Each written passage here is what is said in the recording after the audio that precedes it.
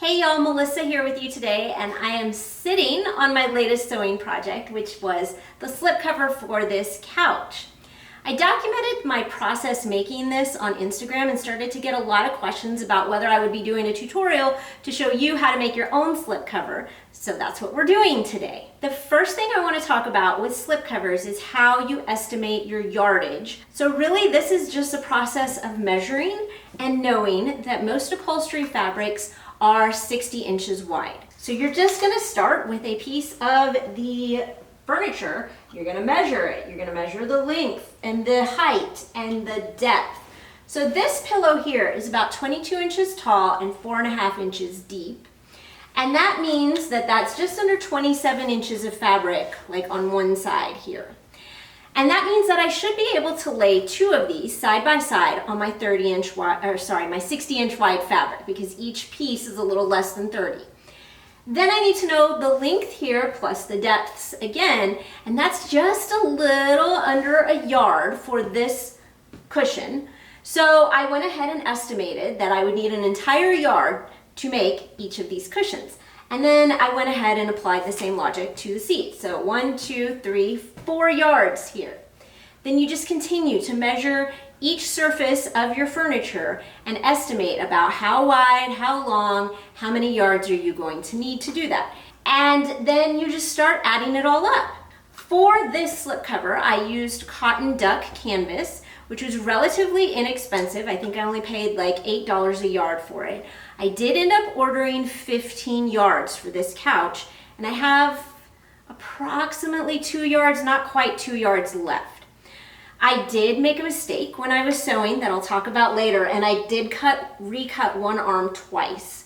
So make sure that you give yourself a little wiggle room with your fabric. Also, don't forget that if your slipcover is going to have piping on it, you need approximately 2 inches width for each piece of custom piping you're going to make. And then however long the piping is, like you can measure around the cushion, and like I can tell you that these cushions took like 180 inches of piping each cushion because they have piping on top and on bottom so that they're reversible. Some good fabrics for a slipcover are those lighter weight upholstery fabrics. So this is cotton duck canvas. It's 10 ounce weight.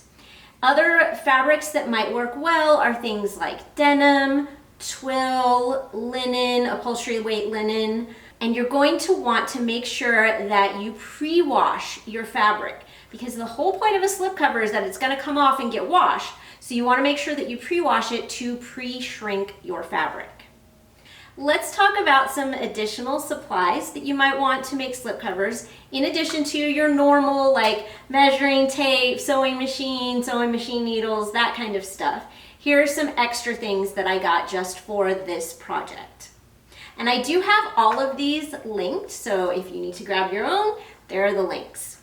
I got myself some thicker pins. Normally I prefer very fine glass head pins when I'm sewing, but I knew with this project they would get all bent out of shape and not work well for things I needed to do. So I did get some thicker pins to use for this one.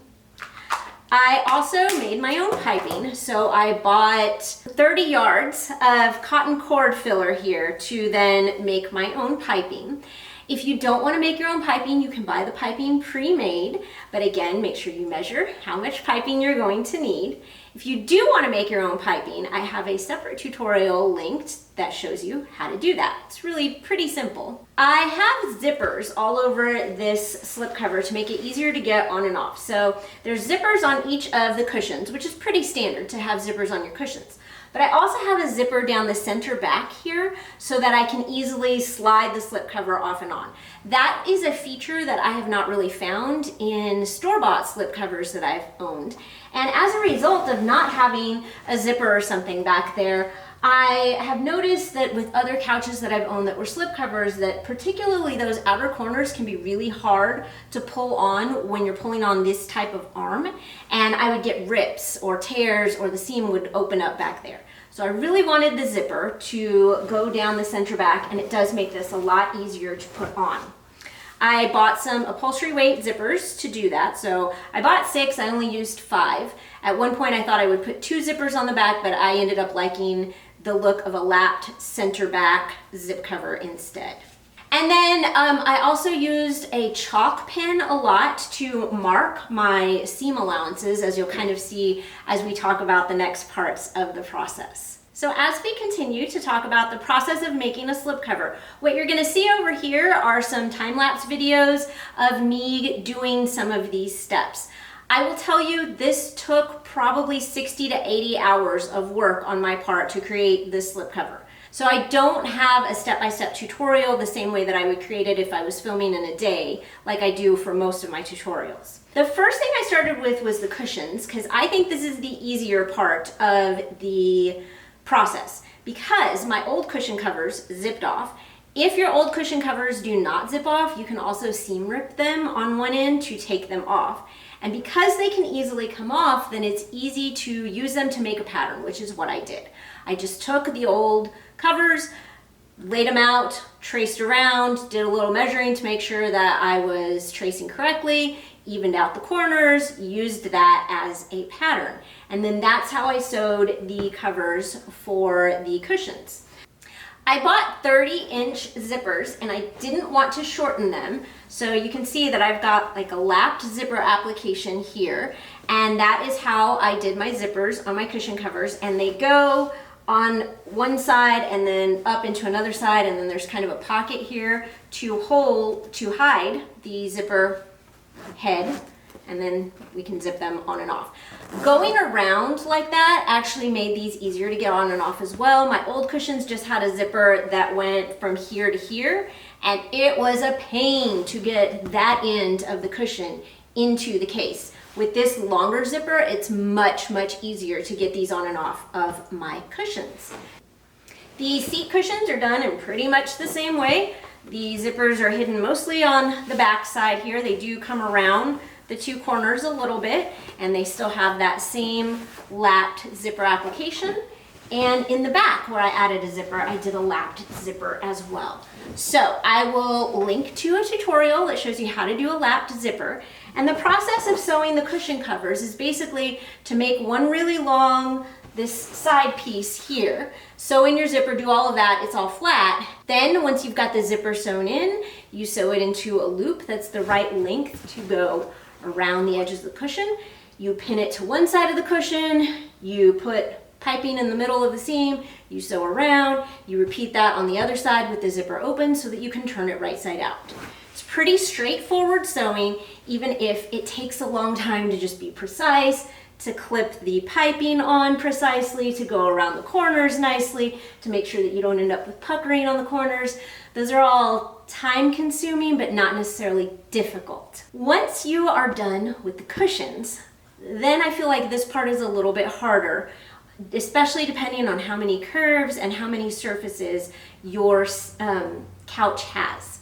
So what I did was I got pieces, and I had at least 3 to 4 inches of overlap around all sides, and I got pieces of my canvas and I went ahead and used them to make my muslin and my pattern directly on the frame of my couch here. And the reason I did that is canvas is very easy to rip on grain. So you might see in some of these time-lapse videos where I'm ripping things, I'm like snipping at the end with the scissor and then ripping where I want it. And keeping things on grain is helpful with your slipcovers so that they don't twist. So you might also see that I marked the center of my couch, like I measured and marked the center with chalk, and I did that in a few places so that I could match the center grain line of my draped pieces to the centers of whatever surface I was working on. Then I went ahead and I used my pins, and I pinned all the way around, only cutting when necessary to release tension and still leaving at least an inch seam allowance for myself. And I kind of pin fit the whole cover. I did sew the zipper in the center back first before I started really pin fitting, because I needed to be able to get this on and off. And then I used my chalk to mark where I had pin fit and basted those seams. And then the next several days was putting it on, adjusting the fit, taking it off, putting it on, taking it off. During that process, I discovered that one arm, and it's actually this arm that I recut because it was inside out, but one arm had gotten off grain when I pinned it. It had twisted slightly, and the way I noticed is because I snipped and I was pulling the fabric to make it rip on the grain line, and the rip started going like this instead of straight across like it was doing on my pieces that were on grain. So that is why I ended up recutting one arm piece, because I needed it to be on grain, and also because when it ripped, it was like that much too short in the back.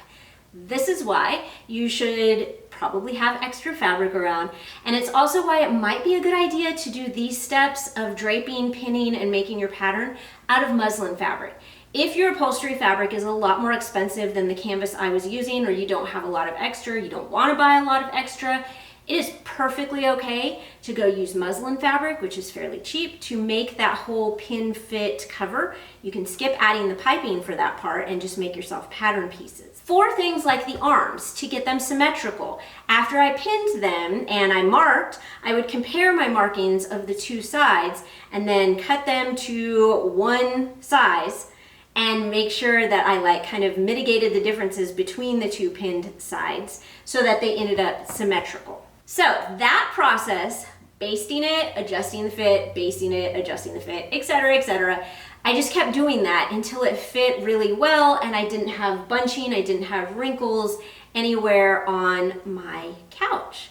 And at that point, I took my pieces, I took them to the sewing machine, and I went ahead and sewed the final seams with the piping in the seam.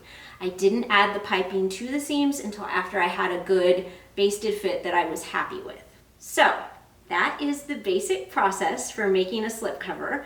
I realize it is not as in-depth and detailed as some of the tutorials on my channel, but hopefully you still find it helpful to see how this was done and hear me talk about the things that I am doing in those videos. And check out this playlist for more of my projects with much more in-depth tutorials for things that you can sew for your home.